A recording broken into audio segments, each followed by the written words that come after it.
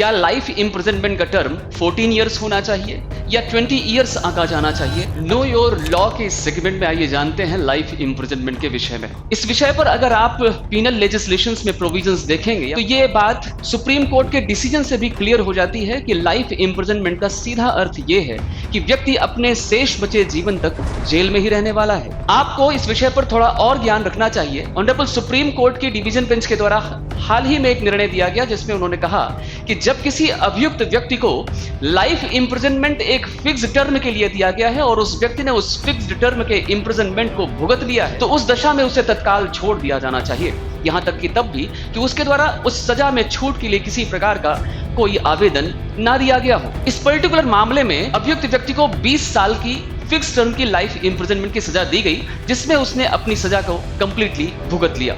इसके बाद राज्य सरकार का तर्क यह है कि यहां पर इस प्रकार के व्यक्ति को छोड़े जाने से पूर्व सेंटेंस रिव्यू बोर्ड के समक्ष एप्लीकेशन फाइल की जानी चाहिए। ऑनरेबल सुप्रीम कोर्ट उनके इस तर्क को खारिज करती है और कहती है कि व्यक्ति ने जब बिना किसी प्रावधान के और बिना किसी रोक के अपनी सजा को पूर्ण रूप से कंप्लीट कर लिया है तो किसी प्रकार के आवेदन की आवश्यकता नहीं है और उसे तत्काल रिहा करने का आदेश दिया।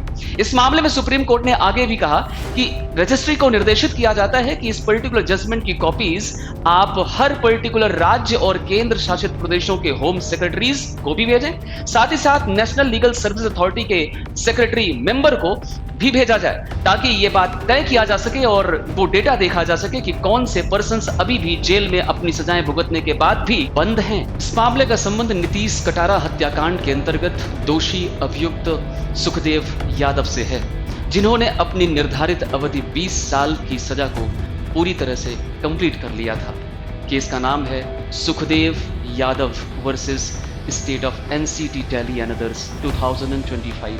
अपने आप में महत्वपूर्ण फैसला है, आपको जानना चाहिए लाइफ इम्प्रिजनमेंट के विषय में ताकि आप अपने कानून के बारे में भी अवेयर रह सकें। Be legally updated with Vidhik jurist. Subscribe और लाइक करना मत भूलिएगा।